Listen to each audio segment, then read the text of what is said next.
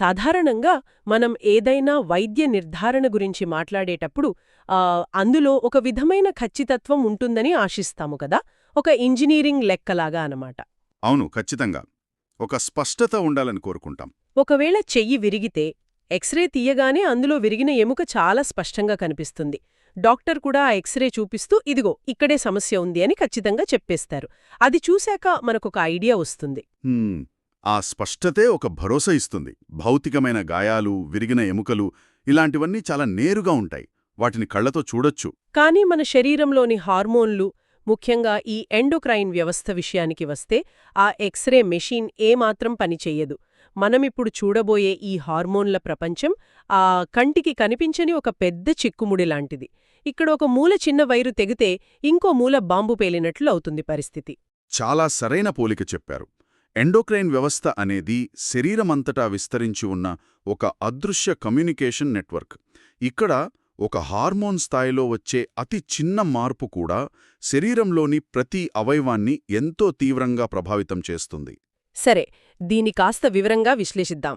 అనేక వైద్య పత్రాలు, లోతైన పరిశోధనా వ్యాసాల నుండి సేకరించిన సమాచారాన్ని ఉపయోగించి మన శరీరంలో అతి ముఖ్యమైన కానీ తరచుగా నిర్లక్ష్యం చేయబడే ఒక అద్భుతమైన గ్రంథి గురించి ఈరోజు మనం లోతుగా చర్చిద్దాం. గొంతు భాగంలో ఒక సీతాకోక చిలుక ఆకారంలో ఉండే థైరాయిడ్ గ్రంథి ఎలా పనిచేస్తోందో, దాని వెనుక ఉన్న సంక్లిష్టమైన మెకానిజం ఏమిటో అర్థం చేసుకోవడమే ఈ విశ్లేషణ ప్రధాన లక్ష్యం. థైరాయిడ్ గురించి సరైన అవగాహన పెంచుకోవడం అనేది ప్రస్తుత కాలంలో చాలా అత్యవసరం. ఎందుకంటే ఇది కంటికి కనిపించకపోయినా మన గుండె కొట్టుకునే వేగం నుండి మన ఎముకల పటిష్టత వరకు ప్రతి కణాన్ని ఇది శాసిస్తుంది. ఈ యంత్రాంగం ఎలా పనిచేస్తుందో తెలిస్తే మన శరీరం గురించి ఎన్నో అద్భుతమైన రహస్యాలు తెలుసుకోవచ్చు. అయితే అసలీ ప్రక్రియ ఎక్కడ మొదలవుతుందో చూద్దాం. ఈ థైరాయిడ్ గ్రంథి దానంతటక అదే స్వతంత్రంగా పనిచేస్తుందా, లేక దానికి ఆదేశాలిచ్చే బాస్ ఎవరైనా మెదడ్లో ఉన్నారా? థైరాయిడ్ స్వతంత్రంగా పనిచేయదు. ఇదంతా మెదడులోని హైపోథాలమస్ వద్ద మొదలవుతుంది. హైపోథాలమస్ అనేది ఒక సుప్రీం కమాండర్ లాంటిది. అది ముందుగా టీఆర్హెచ్ అంటే థైరాయిడ్ ట్రోపిన్ రిలీజింగ్ హార్మోన్ను విడుదల చేస్తుంది. ఓకే, అంటే మొదటి కమాండ్ అక్కడ్నుండి వస్తుందన్నమాట. అవును. ఈ టీఆర్హెచ్ నేరుగా మెదడులోనే ఉన్న పిచ్యూటరీ గ్రంథికి వెళ్లి ఒక సందేశాన్ని ఇస్తుంది. అప్పుడు ఆ పిచ్యూటరీ గ్రంథి టీఎస్హెచ్ అంటే థైరాయిడ్ స్టిమ్యులేటింగ్ హార్మోన్ను రక్తంలోకి విడుదల చేస్తుంది. ఆ టీఎస్హెచ్ గొంతులోని థైరాయిడ్ గ్రంథిని చేరుకొని హార్మోన్లను తయారు చేయమని ప్రేరేపిస్తుంది. ఒక్క నిమిషం, అంటే థైరాయిడ్ అనేది కేవలం ఆదేశాలు పాటించే ఒక ఫ్యాక్టరీ మాత్రమేనన్నమాట. మెదడు నుండి ఆ టీఎస్హెచ్ అనే కమాండ్ వస్తేనే అది పనిచేస్తుంది. మరి ఆ ఫ్యాక్టరీ లోపల హార్మోన్ల తయారీ అసలు ఎలా జరుగుతుంది? ఇక్కడే అసలు కెమిస్ట్రీ ఉంది. ఈ ఫ్యాక్టరీలో పనిచేసే ప్రధాన ఇంజనీర్ ఒకరున్నారు. అదే థైరాయిడ్ పెరాక్సిడేజ్ ఎంజైమ్. దీన్నే టీపీఓ అంటారు. ఈ టీపీఓ ఎంజైమ్ ఏం చేస్తుంది? ఈ టీపీఓ ఎంజైమ్ 3 అత్యంత కీలకమైన పనులు చేస్తుంది. మొదట, మనం తీసుకునే ఆహారంలోని అయోడైడ్ను ఆక్సీకరణం చేస్తుంది. దీన్నే ఆక్సిడేషన్ అంటారు. ఓకే, ముందు ఆక్సీకరణం, తర్వాత? రెండవది, థైరోగ్లోబులిన్ అనే ప్రోటీన్లో ఉండే టైరోసిన్కు ఈ అయోడిన్ను జతచేస్తుంది. దీన్నే అయోడినేషన్ అంటారు. ఇక మూడవది, ఇలా తయారైన అయోడోటైరోసిన్ అణువులను ఒకదానితో ఒకటి కలుపుతుంది. దీన్నే కప్లింగ్ అంటారు. ఇలా కలపడం ద్వారా మనకు కావలసిన T3, T4 హార్మోన్లను ఇది తయారు చేస్తుంది. అబ్బా, ఇదంతా వింటుంటే ఒక పెద్ద మ్యానుఫ్యాక్చరింగ్ ప్లాంట్ గుర్తుకొస్తుంది. అయితే ఇక్కడ నాకొక చిన్న సందేహం. థైరాయిడ్ ఎక్కువగా T4 అంటే థైరాక్సిన్ని ఉత్పత్తి చేస్తుందని, కానీ శరీరానికి అసలు అవసరమైనది చురుకైన T3 అంటే ట్రై అయోడోథైరోనిన్ అని ఆ డాక్యుమెంట్స్లో చదివాను. మరి ఈ వ్యత్యాసం ఎందుకు? ఏంటంటే అది శరీరపు అద్భుతమైన వ్యూహం. T4 అనేది కేవలం ఒక రవాణా వాహనం మాత్రమే. ఒక డెలివరీ ట్రక్ అనుకోండి. అది రక్తంలో ప్రవహిస్తూ శరీరంలోని వివిధ కణజాలాలకు చేరుకుంటుంది. ఓహో, అంటే అది నేరుగా పనిచేయదా? లేదు. అక్కడి కణాలకు ఎంత శక్తి అవసరమో అవే నిర్ణయించుకుని ఆ కణాలు ఈ T4ను చురుకైన T3గా మార్చుకుంటాయి. ఒకవేళ ఆ కణాలకు శక్తి అవసరం లేదనుకోండి, అప్పుడు అదే T4ను పనికిరాని రివర్స్ T3గా అంటే RT3గా మార్చేస్తాయి. ఇది శరీరం దేనికదే లోకల్గా నిర్ణయం తీసుకునే ఒక అద్భుతమైన పద్ధతి. అంటే కేంద్రం నుండి ముడిసరుకు పంపితే స్థానికంగా తమ అవసరాన్ని బట్టి వాడుకున్నట్లుగా అన్నమాట. ఇక్కడే అసలు ఆసక్తికరమైన విషయం దాగి ఉంది. ఈ వ్యవస్థ అంతా నెగటివ్ ఫీడ్బ్యాక్ ద్వారా నియంత్రించబడుతుందని పరిశోధనలు వివరిస్తున్నాయి కదా. అవును, ఖచ్చితంగా. దీన్ని మనం ఇంట్లో ఉండే ఒక స్మార్ట్ థర్మోస్టాట్తో పోల్చవచ్చు. గదిలో చలి పెరిగితే థర్మోస్టాట్ దానంతటదే హీటర్ను ఆన్ చేస్తుంది. గది వేడెక్కగానే మళ్లీ దానంతటదే ఆపివేస్తుంది. మన థైరాయిడ్ వ్యవస్థ సరిగ్గా ఇలాగే పనిచేస్తుందా? అక్షరాల ఇలాగే పనిచేస్తుంది. రక్తంలో థైరాయిడ్ హార్మోన్లు అంటే ఆ వేడి తగినంత ఉన్నప్పుడు అవే హార్మోన్లు తిరిగి మెదడులోని పిట్యూటరీకి సిగ్నల్ పంపి, ఇక హార్మోన్లు చాలు, ఉత్పత్తి ఆపండి అని చెబుతాయి. చాలా క్లెవర్ సిస్టమ్ కదా. అవును.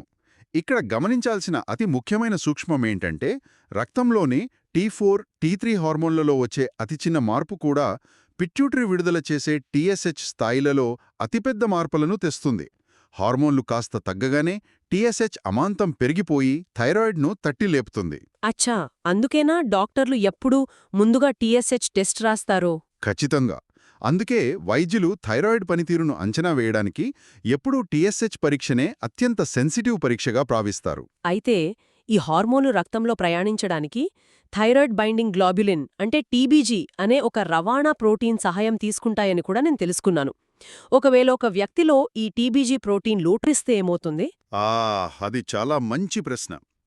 TBG లోపమున్నప్పుడు ఆ హార్మోన్లను మోసుకెళ్లే బస్సులు తక్కువగా ఉన్నాయన్నమాట. అప్పుడు వారి రక్త పరీక్షలో టోటల్ T4 స్థాయిలు తక్కువగా కనిపిస్తాయి. మరి అలాంటప్పుడు వాళ్లకి థైరాయిడ్ ప్రాబ్లం ఉన్నట్లా? కాదు. ఆశ్చర్యకరంగా స్వేచ్ఛగా పనిచేసే ఫ్రీ T4 మరియు మెదడు నుండి వచ్చే TSH స్థాయిలు సాధారణంగానే ఉంటాయి. దీనర్థం వారి థైరాయిడు సక్రమంగానే పనిచేస్తోందని. దీనికి ఎలాంటి వైద్య చికిత్స అస్సలవసరం లేదు. ఓహో, మరి దీనికి విరుద్ధంగా జరిగే పరిస్థితి ఏదైనా ఉందా? అంటే బస్సులెక్కువగా ఉండే పరిస్థితి ఉంటుంది. గర్భధారణ సమయంలో లేదా మెనోపాజ్ తర్వాత మహిళలు ఈస్ట్రోజన్ థెరపీ తీసుకున్నప్పుడు ఆ ఈస్ట్రోజన్ ప్రభావం వల్ల శరీరంలో ఈ TBG స్థాయిలు అమాంతం పెరుగుతాయి. అప్పుడు రక్తంలో టోటల్ థైరాయిడ్ హార్మోన్లు చాలా ఎక్కువగా ఉన్నట్లు కనిపిస్తుంది. అంటే భయపడాలా అప్పుడు? లేదండి. ఇందాక మనం చెప్పుకున్న ఆ థర్మోస్టాట్ నెగటివ్ ఫీడ్బ్యాక్ సిస్టమ్ వల్ల వాస్తవానికి కణాలకు అందే ఫ్రీ హార్మోన్లు మాత్రం స్థిరంగానే ఉంటాయి. కాబట్టి ఆ పెరిగిన నంబర్ చూసి కంగారు పడాల్సిన అవసరం అస్సల్లేదు. ఈ థర్మోస్టాట్ అనాలజీ భలే ఉంది. అయితే ఈ థర్మోస్టాట్ ఎప్పుడూ సక్రమంగానే పనిచేయాలని రూల్ లేదు కదా. ఆ థర్మోస్టాట్ పాడైపోయి గది వేడెక్కినా కూడా హీటర్ ఆన్లోనే ఉంటే ఇల్లు ఎంత అస్తవ్యస్తమవుతుందో, ఈ చిన్న థైరాయిడ్ గ్రంథి పరిమితికి మించి హార్మోన్లను పంప్ చేస్తే శరీరం కూడా అంతే అల్లకల్లోలమవుతుంది కదా. అవును. దాన్ని హైపర్ థైరాయిడిజం అంటారు. ఒక ఇంజిన్ అతివేగంగా విశ్రాంతి లేకుండా పనిచేయడం లాంటిది. అప్పుడు శరీరం ఒక హైపర్ అడ్రినర్జిక్ స్థితికి వెళ్ళిపోతుంది. హైపర్ అడ్రినర్జిక్ స్థిత అంటే ఏమిటి? అంటే మన నరాల వ్యవస్థ విపరీతమైన ఒత్తిడికి గురవుతుంది. అధిక రక్తపోటు వస్తుంది, గుండె వేగంగా కొట్టుకుంటుంది. దీన్నే టాకీకార్డియా అంటారు. విపరీతంగా చెమటలు పడతాయి. కొద్దిపాటి వేడిని కూడా తట్టుకోలేరు. చేతులు వణుకుతాయి. అలాగే హైపర్ రిఫ్లెక్సియా లాంటి లక్షణాలు వస్తాయి. ఒక్క నిమిషం, ఇక్కడ మనం గుండె దడ, చెమటలు పట్టడం గురించి మాట్లాడుకుంటున్నాం కదా. ఇవన్నీ హార్మోన్ల వల్ల వస్తుందవే అని అర్థమవుతోంది. కాని హైపర్ థైరాయిడిజం వల్ల ఎముకలు కూడా పెళుసుబారిపోతాయని ఎక్కడో చదివాను. ఈ గుండె వేగానికి, ఎముకలు అరిగిపోవడానికి మధ్య అసలు సంబంధమేమిటి? హార్మోన్లు ఎముకలను ఎలా ప్రభావితం చేస్తాయి? ఇది చాలా లోతైన పాయింట్. థైరాయిడ్ హార్మోన్ అంటే T3 నేరుగా మన ఎముకల నిర్మాణంలో జోక్యం చేసుకుంటుంది. మన ఎముకల్లో ఆస్టియోక్లాస్ట్లు అనే కణాలుంటాయి.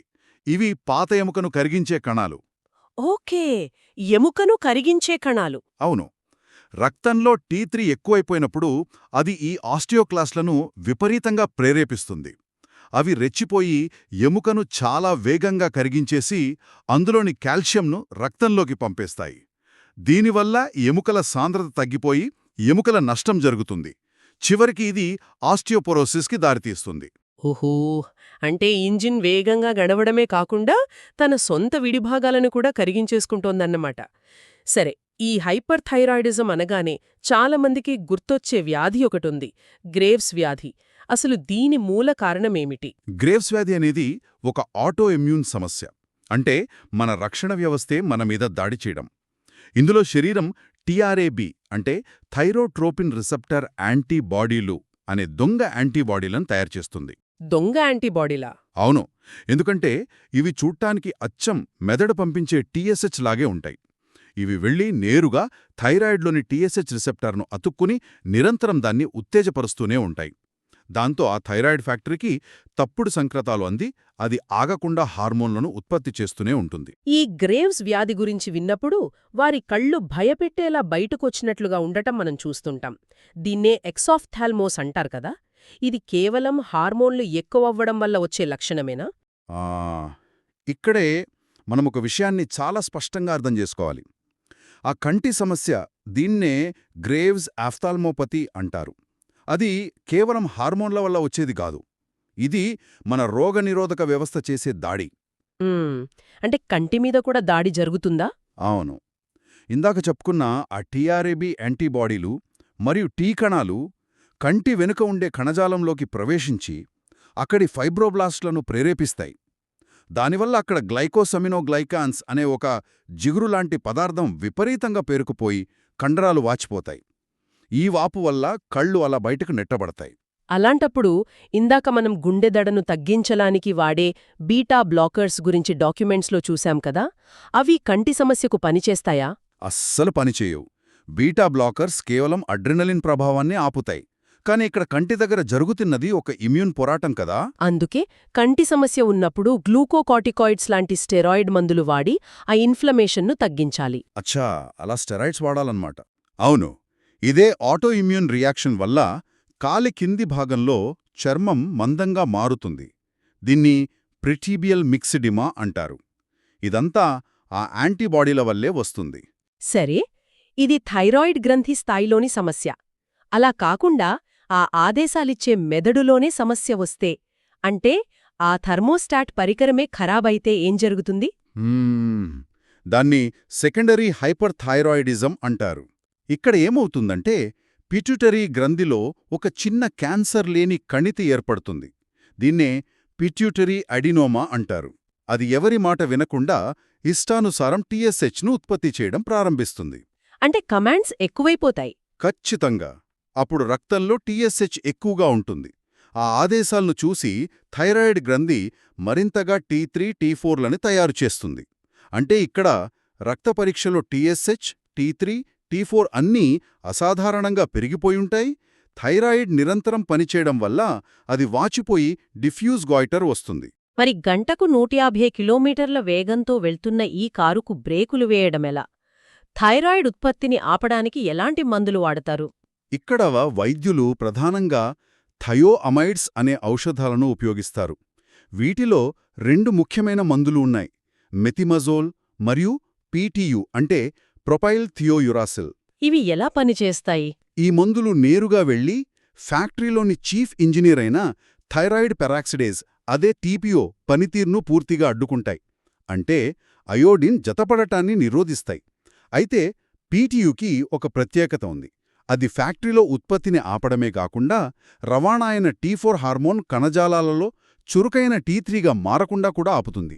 ఓకే, రెండూ దాదాపు ఒకే రకమైన పని చేస్తున్నప్పుడు వైద్యులు ఏ మందు ఎవరికివ్వాలో ఎలా నిర్ణయిస్తారు? ఇది చాలా కీలకమైన వైద్య నిర్ణయం. సాధారణంగా అందరికీ మెథిమజోల్ ఇస్తారు. ఎందుకంటే పీటీయు వాడటం వల్ల కాలేయానికి ప్రమాదం అంటే హెపటోటాక్సిసిటీ జరిగే అవకాశం ఉంటుంది. కానీ గర్భిణీ స్త్రీల విషయానికొస్తే కథ మారుతుంది.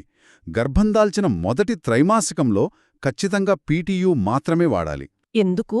ఒకవేళ మెథిమజోల్ వాడితే ఏమవుతుంది? మెథిమజోల్ గనక గర్భం మొదటి 3 నెలల్లో వాడితే అది పిండంపై తీవ్రమైన ప్రతికూల ప్రభావం చూపుతుంది. అంటే పుట్టబోయే బిడ్డకు పుట్టుకతో వచ్చే లోపాలు, టెరాటోజెనిక్ ఎఫెక్ట్స్ అంటారు, అవి వచ్చే ప్రమాదం ఉంటుంది. అందుకే ఆ సమయంలో పీటీయు వాడతారు. అయితే ఈ 2 మందుల విషయంలో ఒక ఉమ్మడి ప్రమాదం కూడా ఉంది. అదే డ్రగ్ ఇండ్యూస్డ్ న్యూట్రోపేనియా. ఈ న్యూట్రోపెనియా అంటే ఏమిటి? రోగి దీని గురించి ఎందుకంతగా భయపడాలి?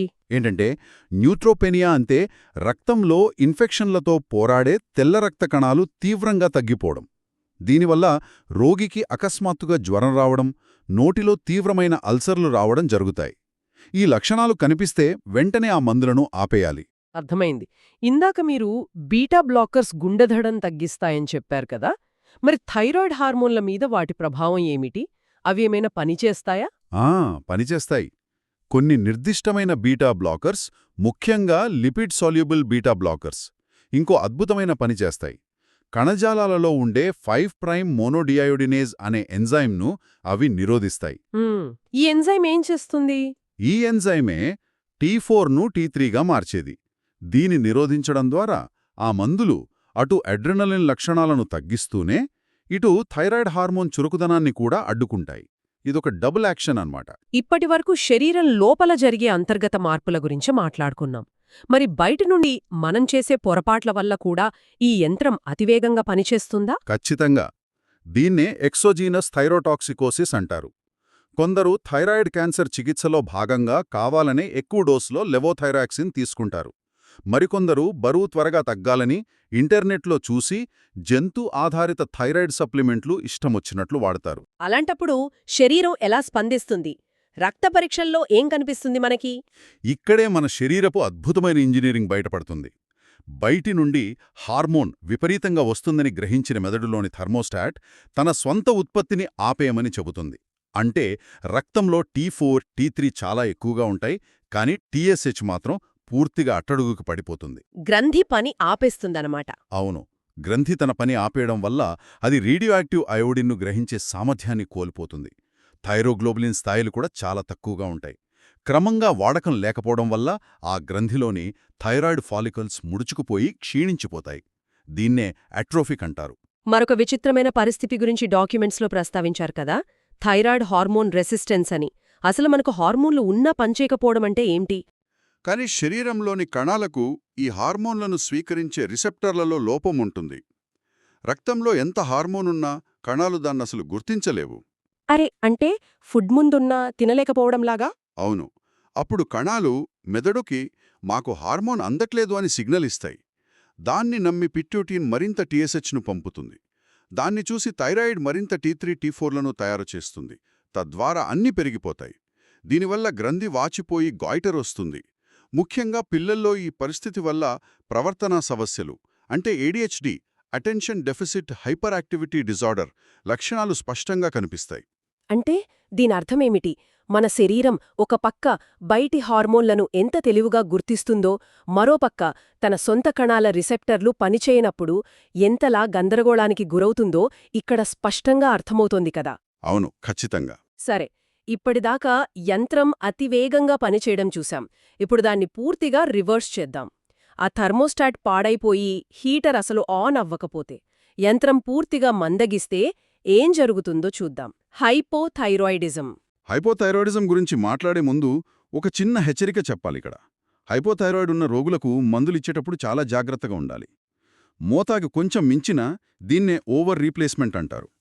అది వారిని ఒక్కసారిగా ఇందాక మనం మాట్లాడుకున్న ఆ హైపర్ అడ్రెనర్జిక్ స్థితికి తీసుకెళ్తుంది. అంటే ప్రాబ్లం సాల్వ్ అవ్వకపోగా కొత్తది వస్తుందన్నమాట. అవును. అకస్మాత్తుగా ఇలా జరగడం వల్ల ఏట్రియల్ ఫైబ్రిలేషన్ లాంటి గుండె లయ తప్పడం, హై అవుట్పుట్ హార్ట్ ఫెయిల్యూర్ మరియు గుండె నొప్పి అంటే యాంజైనా పెక్టోరిస్ తీవ్రమవడం లాంటి ప్రాణాంతక సమస్యలు వస్తాయి. అంటే బద్ధకంగా ఉన్న ఇంజిన్లో ఒక్కసారిగా రాకెట్ ఫ్యూయల్ పోసినట్లు అన్నమాట. సరే, అసలు ప్రైమరీ హైపోథైరాయిడిజంలో ప్రాథమికంగా ఏం జరుగుతుంది? ఇందులో థైరాయిడ్ గ్రంథి పాడైపోయి T4 స్థాయిలు పడిపోతాయి. అది గమనించిన పిట్యూటరీ గ్రంథి థైరాయిడ్ను తట్టి లేపడానికి TSH స్థాయిలను విపరీతంగా పెంచుతుంది. ఇక్కడ ఒక విషయం గమనించాలి. T4 తగ్గుతుంది కానీ T3 తరచుగా నార్మల్ రేంజ్లోనే కనిపించవచ్చు. అదేంటి, T3 కూడా తగ్గాలి కదా? ఏంటంటే T3 యొక్క అర్ధ జీవితకాలం అంటే హాఫ్ లైఫ్ చాలా తక్కువ, కాబట్టి అది అటూ ఇటూ మారుతూ ఉంటుంది. ఈ ప్రైమరీ హైపోథైరాయిడిజానికి ప్రపంచవ్యాప్తంగా ప్రధాన కారణం ఒకటుంది. అదే హాషిమోటోస్ థైరాయిడిటిస్. ఈ హషిమోటోస్ వ్యాధులో కణాల స్థాయిలో అసలేం జరుగుతుందో కాస్త వివరిస్తారా? ఇందాక గ్రేవ్స్ వ్యాధిలోలాగే ఇక్కడ కూడా రోగనిరోధక వ్యవస్థ దాడి చేస్తుందా? ఖచ్చితంగా. కాకపోతే ఇక్కడ దాడి చేసే విధానం కొంచెం వేరు. ఇందులో 90% పైగా రోగులలో యాంటీ-టీపీఓ యాంటీబాడీలు తయారవుతాయి. ఇవి ఇందాక మనం చెప్పుకున్న ఆ ఫ్యాక్టరీ చీఫ్ ఇంజనీర్ అయిన టీపీఓ ఎంజైమ్ పైన, థైరోగ్లోబులిన్ పైన విపరీతంగా దాడి చేసి గ్రంథిని పూర్తిగా నాశనం చేస్తాయి. ఒక్క నిమిషం. ఈ పరిశోధనా పత్రాల్లో లింఫోప్లాజ్మాసైటిక్ ఇన్ఫిల్ట్రేట్, హర్డిల్ కణాలు అంటే హ్యోర్తల్ సెల్స్ లాంటి పదాలు వాడారు. ఇవి వినడానికి కాస్త భయంగా ఉన్నాయి. అసలివంటే ఏమిటి? భయపడాల్సిన పనిలేదు. అవి థైరాయిడ్ బయాప్సీ తీసి మైక్రోస్కోప్లో చూసినప్పుడు కనిపించే మార్పులు అంతే. లింఫోప్లాజ్మాసైటిక్ ఇన్ఫిల్ట్రేట్ అంటే మన శరీరంలోని రోగనిరోధక కణాలు ఒక శత్రువుపై దాడి చేయడానికి గుంపులు గుంపులుగా థైరాయిడ్లోకి చొరబట్టం. ఓకే, ఒక ఆర్మీ దాడి చేసినట్లు. అవును. ఆ దాడి వల్ల అక్కడ జెర్మినల్ సెంటర్స్ ఏర్పడతాయి. ఈ విధ్వంసం మధ్యలో మిగిలిపోయిన సాధారణ థైరాయిడ్ కణాలు తమని తాము రక్షించుకునే క్రమంలో పెద్దవిగా ఒక రకమైన గులాబీ రంగులో మారిపోతాయి. వాటినే హర్డిల్ కణాలు అంటారు. ఇది మైక్రోస్కోప్లో చూస్తే ఒక యుద్ధభూమిలాంటి దృశ్యం. ఓహో, అదన్నమాట సంగతి. సరే, ఈ సమస్య కేవలం గ్రంథి దగ్గరే కాకుండా మెదడులోని కారణాల వల్ల కూడా వస్తుందా? వస్తుంది. దాన్నే సెంట్రల్ హైపోథైరాయిడిజం అంటారు. ముఖ్యంగా ఇందులో మహిళలకు సంబంధించిన షీహాల్ సిండ్రోమ్ గురించి తప్పక చెప్పుకోవాలి. ప్రసవ సమయంలో ఒకవేళ తల్లికి విపరీతంగా రక్తస్రావం అంటే పోస్ట్ పార్టమ్ హెమరేజ్ అయి బీపీ బాగా పడిపోతే మెదడులోని ప్యూట్యూటరీ గ్రంథికి రక్త ప్రసరణ ఆగిపోయి అది తీవ్రంగా దెబ్బతింటుంది. దీన్నే పాన్ హైపోప్యూట్యూటరిజం అంటారు. అరే, చాలా ప్రమాదం కదా ఇది. అవును. ప్యూట్యూటరీ దెబ్బతినడం వల్ల టీఎస్హెచ్ ఉత్పత్తి ఆగిపోయి తద్వారా T4 తగ్గుతుంది. ఇక్కడ గమనించాల్సిన విషయం ఏమిటంటే కేవలం థైరాయిడ్ మాత్రమే కాదు, ప్యూట్యూటరీ నుండి వచ్చే ఇతర ముఖ్యమైన హార్మోన్లైన ఏసీటీహెచ్, ప్రోలాక్టిన్, గొనాడోట్రోపిన్స్ అన్నీ కూడా ఒకేసారి తగ్గిపోతాయి. ఈ థైరాయిడ్ మందగిస్తే కేవలం మనకు అలసట మాత్రమేనా? మన కండరాలు, కొలెస్ట్రాల్పై కూడా దీని ప్రభావం ఉంటుందా? ఇందాక ఎముకల గురించి చెప్పారు కదా, దీనికి కూడా ఏదైనా లింక్ ఉందా? దీన్ని మనం ఒక విస్తృత కోణంలో చూడాలి. థైరాయిడ్ తగ్గితే కేవలం అలసట మాత్రమే కాదు, మొత్తం శరీర జీవక్రియల వ్యవస్థే నెమ్మదిస్తుంది. కండరాలకొస్తే దాన్ని హైపోథైరాయిడ్ మయోపతి అంటారు. కండరాల నొప్పులు, విపరీతమైన బలహీనత వస్తాయి. ముఖ్యంగా రక్తంలో క్రియేటిన్ కినేస్ అంటే సీకే అనే ఎంజైమ్ విపరీతంగా పెరుగుతుంది. రిఫ్లెక్స్లు చాలా ఆలస్యంగా స్పందిస్తాయి. ఈ సీకే పెరగడం అనేది కేవలం దీనివల్లే జరుగుతుందా? లేదు. సీకే పెరగడానికి హైపోథైరాయిడ్ ఒక్కటే కారణం కాదు. మస్కులర్ డిస్ట్రోఫీ లేదా కొలెస్ట్రాల్ తగ్గడానికి వాడే స్టాటిన్స్ వల్ల కూడా ఆ ఎంజైమ్ పెరగవచ్చు. మరి కొలెస్ట్రాల్ సంగతి? థైరాయిడ్కి ఆ కొలెస్ట్రాల్కి సంబంధమేంటి? ఇది చాలా ముఖ్యమైన పాయింట్ అండి. థైరాయిడ్ హార్మోన్లు కాలేయంలోని కొలెస్ట్రాల్ రిసెప్టర్లను నియంత్రిస్తాయి. హైపోథైరాయిడిజం వల్ల కాలేయంలో ఎల్డిఎల్ రిసెప్టర్లు తగ్గిపోయి ఆ చెడు కొలెస్ట్రాల్ అంటే ఎల్డిఎల్ రక్తంలో అలాగే పేరుకుపోతుంది. అంటే గుండె జబ్బులో వచ్చే ఛాన్స్ పెరుగుతుందా? ఖచ్చితంగా. ఇది గుండె రక్తనాళాల్లో పూడికలు అంటే కొరోనరీ అథెరోస్క్లెరోసిస్ ఏర్పడే ప్రమాదాన్ని పెంచుతుంది. అలాగే లైపోప్రోటీన్ లైపేజ్ అనే ఎంజైమ్ పనిచేయకపోవడం వల్ల ట్రైగ్లిజరైడ్స్ కూడా విపరీతంగా పెరుగుతాయి. పిల్లల్లో కూడా ఈ బద్ధకం సమస్య వస్తుందా? పుట్టుకతోనే థైరాయిడ్ పనిచేయకపోతే పరిస్థితి ఏంటి? దాన్ని కంజెనేటల్ హైపోథైరాయిడిజం అంటారు. ఆసక్తికరమైన విషయం ఏమిటంటే వీళ్లు పుట్టిన వెంటనే ఎలాంటి లక్షణాలు చూపించరు. అవునా? ఎందుకలా? ఎందుకంటే గర్భంలో ఉన్నప్పుడు తల్లి నుండి మాయ ద్వారా వచ్చిన T4 హార్మోన్ వారిని కొంతకాలం కాపాడుతుంది. కాని ఆ నిల్వలైపోగానే మలబద్ధకం, విపరీతమైన నీరసం, హైపోటోనియా అంటే కండరాల్లో బలం లేకపోవడం, నాలుక పెద్దదిగా అవ్వడం, దాన్ని మ్యాక్రోగ్లోసియా అంటారు. అలాగే నాభిహెర్నియా మరియు తలమీద ఉండే మృదువైన భాగం అంటే యాంటీరియర్ ఫాంటెనెల్లా పెద్దదిగా ఉండటం లాంటి లక్షణాలు స్పష్టంగా కనిపిస్తాయి. ఇందాక థైరాయిడ్ హార్మోన్ రెసిస్టెన్స్ గురించి చెప్పారు కదా, దానికి వ్యతిరేకంగా TSH రెసిస్టెన్స్ కూడా ఉంటుందని పరిశోధనల్లో ఉంది కదా? అవును. ఇది TSH రిసెప్టర్లోని మ్యూటేషన్ వల్ల వస్తుంది. ఇందులో థైరాయిడ్కు TSHని గ్రహించే శక్తి అస్సలు ఉండదు. అందుకే రక్తంలో TSH ఎక్కువగా ఉంటుంది, T4 తక్కువగా ఉంటుంది. కానీ ఇక్కడ ఆశ్చర్యకరంగా థైరాయిడ్ గ్రంథి పరిమాణం పెరగదు, సాధారణంగానే ఉంటుంది. చాలా డిఫరెంట్ కండిషన్ ఇది. అవును. ఇంకో విషయం ఏమిటంటే గర్భిణీలు థైరాయిడ్ మందులు వాడేటప్పుడు చాలా జాగ్రత్తగా ఉండాలి. ఇందాక మనం చెప్పుకున్న పీటీయు మందును తల్లి మోతాదుకు మించి వాడితే అది మాయ ద్వారా బిడ్డకు చేరి బిడ్డ థైరాయిడ్ను కూడా ఆపేసి ఆ పుట్టబోయే బిడ్డకు పుట్టుకతోనే గాయిటరొచ్చే ప్రమాదముంది. ఇదంతా వింటుంటే థైరాయిడ్ వ్యవస్థ ఎంత సున్నితమైనదో మనకు స్పష్టంగా అర్థమవుతోంది. మరి బయటి ఇన్ఫెక్షన్ల వల్ల గానీ, వాపు వల్ల గానీ ఈ గ్రంథి దెబ్బతినే అవకాశముందా? ఖచ్చితంగా ఉందండి. ముఖ్యంగా సబక్యూట్ థైరాయిడిటిస్, దీన్నే డీక్వెర్వైన్ అంటారు. ఇది ఒక విలక్షణమైన సమస్య. ఇది ఏదైనా తీవ్రమైన వైరల్ ఇన్ఫెక్షన్ వచ్చిన తర్వాత వస్తుంది. రోగికి తీవ్రమైన జ్వరం, గొంతు దగ్గర థైరాయిడ్ నొప్పి, రక్త పరీక్షలో అధిక ఈఎస్ఆర్ ఉంటుంది. బయాప్సీ చేసి చూస్తే అక్కడ మ్యాక్రోఫేజులు, మల్టీన్యూక్లియేటెడ్ జైంట్ సెల్స్ లాంటి కణాలు కనిపిస్తాయి. ఇందులో 2 దశలుంటాయని విన్నాను. మొదట హార్మోన్లు ఎక్కువై తర్వాత తగ్గిపోతాయట కదా, ఇది ఎందుకు జరుగుతుంది? దీన్నే బైఫాసిక్ అంటారు. ముందుగా వైరస్ వల్ల థైరాయిడ్ కణాలు పగిలిపోతాయి. దానివల్ల గ్రంథిలో అప్పటికే తయారై నిల్వ ఉన్న హార్మోన్లు ఒకేసారి రక్తంలోకి లీకవుతాయి. దీనివల్ల రోగికి తాత్కాలికంగా హైపర్ థైరాయిడ్ లక్షణాలు వస్తాయి. అంటే ఆ లీక్ అవ్వడం వల్ల ఆ లక్షణాలొస్తాయి. అవును. ఆ సమయంలో రక్తంలో హార్మోన్లను చూసి మెదడు టీఎస్హెచ్ను పూర్తిగా తగ్గించేస్తుంది. గ్రంథి వాపు వల్ల రేడియోయాక్టివ్ అయోడిన్ తీసుకునే సామర్థ్యం కూడా చాలా తక్కువగా ఉంటుంది. ఆ లీకైన హార్మోన్లు అయిపోగానే మళ్లీ రోగి హైపోదశకు పడిపోతాడు. గర్భం దాల్చిన తర్వాత వచ్చే పోస్ట్మార్టం థైరాయిడిటిస్ కూడా అచ్చం ఇలాగే ఉంటుందా? దాదాపుగా. గాని ఇది ప్రసవానంతరం 12 నెలల్లోపు వస్తుంది మరియు దీనిలో ఎలాంటి నొప్పి ఉండదు. ఇదొక ఆటో ఇమ్యూన్ సమస్య. ఇందులో కూడా ముందుగా లీకేజ్ వల్ల హైపర్ దశ, ఆ తర్వాత హార్మోన్లు అయిపోయాక హైపోదశ వచ్చి చివరక దానంతటా అదే సాధారణ స్థితికి చేరుకుంటుంది. ఈ వ్యాధి సమయంలో గ్రంథికి రక్త ప్రసరణ మరియు అయోడిన్ తీసుకునే స్థాయిలు తక్కువగా ఉంటాయి. హిస్టాలజీ ప్రకారం మైక్రోస్కోప్లో చూస్తే హ్యాషిమోటోస్ లాగే ఇందులో కూడా లింఫోసైటిక్ ఇన్ఫిల్ట్రేషన్, జెర్మినల్ సెంటర్స్ ఉంటాయి. ఇదొకటి చూడండి. ఎవరైనా రోగి తీవ్రమైన అనారోగ్యంతో ఐసీయూలో ఉన్నప్పుడు వాళ్ల థైరాయిడ్ ప్రొఫైల్ కూడా విచిత్రంగా మారుతుందట కదా. దీన్నే యూథైరాయిడ్ సిక్ సిండ్రోమ్ అంటే ఈఎస్ఎస్ అంటారు. అసలు ఈ సిండ్రోమ్లో ఏం జరుగుతుంది? ఇది చాలా అద్భుతమైన మెకానిజం. రోగి ఏదైనా తీవ్రమైన ఇన్ఫెక్షన్తోనో సర్జరీ వల్లనో ఆస్పత్రిలో ఉన్నప్పుడు శరీరం తన శక్తినంతటినీ కాపాడుకోవడానికి ఒక రక్షణ వ్యవస్థను ఆన్ చేస్తుంది. అందులో భాగంగా రక్తంలో ఉన్న T4ను చురుకైన T3గా మార్చడాన్ని కావాలనే తగ్గించేస్తుంది. అంటే శక్తిని ఆదా చేస్తుందన్నమాట. ఖచ్చితంగా. అందుకే రక్త పరీక్షలో మొదట్లో T3 పడిపోతుంది, ఆ తర్వాత క్రమంగా T4, TSH కూడా పడిపోతాయి. ఇది థైరాయిడ్కొచ్చిన జబ్బు అస్సలు కాదు. శరీరం తన కటాబొలిజాన్ని ఆపి తనను తాను రక్షించుకోవడానికి చేసే ఒక అద్భుతమైన ప్రయత్నం. అబ్బా! అంటే శరీరం ఒక స్మార్ట్ ఫోన్ లాగా అన్మాట. మన ఫోన్లో బ్యాటరీ 10% రాగానే అది ఆటోమేటిక్గా లో పవర్ మోడ్లోకి వెళ్ళిపోతుంది కదా. బ్యాక్గ్రౌండ్ యాప్స్ ఆపేసి, బ్రైట్నెస్ తగ్గించి, కేవలం ప్రాణావసరమైన కాల్స్కి మాత్రమే ఛార్జింగ్ ఉంచుతుంది.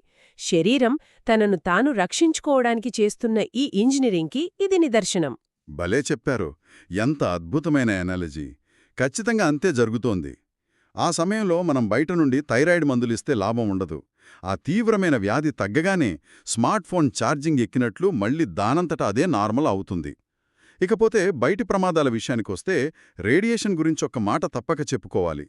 ఏదైనా అణుప్రమాదాలు జరిగినప్పుడు గాల్లోకి రేడియోయాక్టివ్ అయోడిన్ విడుదలవుతుంది. అవును, అది చాలా డేంజర్ కదా. అవును, అది మన థైరాయిడ్లోకి వెళ్లి క్యాన్సర్ తెస్తుంది. దాన్ని ఆపడానికి వెంటనే పొటాషియం అయోడైడ్ ఇస్తారు. ఇది ఆ రేడియోయాక్టివ్ అయోడిన్ను థైరాయిడ్ గ్రహించకుండా పోటీపడి బ్లాక్ చేసి రక్షిస్తుంది. చివరగా సర్జరీ గురించి ఒక చిన్న పాయింట్. థైరాయిడ్ ఆపరేషన్ సమయంలో ఏవైనా పొరపాట్లు జరిగే అవకాశం ఉందా? ఒక చిన్న ప్రమాదం ఉంది. థైరాయిడ్ గ్రంథికి సరిగ్గా వెనుక భాగంలో కేవలం ఆవుగింజలంత పరిమాణంలో ఉండే 4 పారాథైరాయిడ్ గ్రంథులుంటాయి. థైరాయిడ్ను తొలగించే సర్జరీలో పొరపాటున వాటిని కూడా గాయపరచడం లేదా తొలగించడం జరుగుతుంది. ఆ పారాథైరాయిడ్ గ్రంథులు కాల్షియంను నియంత్రిస్తాయి కాబట్టి వాటిని తీసేస్తే శరీరంలో కాల్షియం స్థాయిలు పడిపోయి హైపోకాల్సిమియా వస్తుంది. దీనికి విటమిన్ డి మరియు ఓరల్ కాల్షియం సప్లిమెంట్లు ఇవ్వాల్సుంటుంది. ఈరోజు ఈ లోతైన విశ్లేషణలో మనం చాలా కీలకమైన విషయాలు నేర్చుకున్నాం కదా. థైరాయిడ్ అనేది కేవలం మన గొంతు దగ్గర ఉండే ఒక చిన్న గ్రంథి మాత్రమే కాదు. అది ఎముకల పటిష్టత నుండి గుండె లయ వరకు, కొలెస్ట్రాల్ స్థాయిల నుండి కండరాల పనితీరు వరకు ప్రతిదీ నియంత్రించే ఒక మాస్టర్ కంట్రోలర్ అని చెప్పాలి. ఆ చిన్న థర్మోస్టాట్ ఫీడ్బ్యాక్ లూప్లో వచ్చే తేడా మన శరీరంలోని ప్రతి అవయవాన్ని ఎలా అల్లకల్లోలం చేస్తుందో చాలా స్పష్టంగా అర్థమైంది. అవును, నిజమే. ఇంత సంక్లిష్టమైన యంత్రాంగం మనలో నిరంతరం పనిచేస్తూ మనల్ని కాపాడుతోంది. అయితే ఇందాక మీరు స్మార్ట్ఫోన్ బ్యాటరీతో పోల్చిన ఆ యూథైరాయిడ్ 6 సిండ్రోమ్ గురించి మనం మాట్లాడుకున్నాం కదా, ఇది ఒక ముఖ్యమైన ప్రశ్నను లేవనెత్తుతోంది. ఏంటా ప్రశ్న? చూడండి, తీవ్రమైన అనారోగ్యం అంటే ఐసీయూలో ఉండే అంత పెద్ద జబ్బొస్తే శరీరం తన శక్తిని కాపాడుకోవడానికి ఈ లో పవర్ మోడ్లోకి వెళ్ళిపోతుందని మనం తెలుసుకున్నాం. అయితే నేటి ఆధునిక జీవనశైలిలోని దీర్ఘకాలిక ఒత్తిళ్లు, విపరీతమైన కాలుష్యం లేదా నిరంతర నిద్రలేమి లాంటి మనం చిన్నవి అనుకునే దైనందిన సమస్యలను కూడా మన శరీరం ఒక పెద్ద ప్రమాదంగా భావిస్తోందా? అంటే అదెప్పుడూ ఆ మోడ్లోనే ఉండిపోతుందా? అదే నా సందేహం కూడా. తనకు తెలియకుండానే ఈ లోపవర్ మోడ్ను మన దేహం నిరంతరం ఆన్ చేసి ఉంచుతోందా? మనం సాధారణమనుకుంటున్న నేటి థైరాయిడ్ స్థాయిలు నిజానికి ఈ పర్యావరణ, మానసిక ఒత్తిళ్ల వల్ల శాశ్వతంగా మారిపోయిన కొత్త సాధారణ స్థితులా? దీని గురించి భవిష్యత్తులో మనం మరింత లోతుగా అన్వేషించాల్సిన అవసరం ఎంతైనా ఉంది.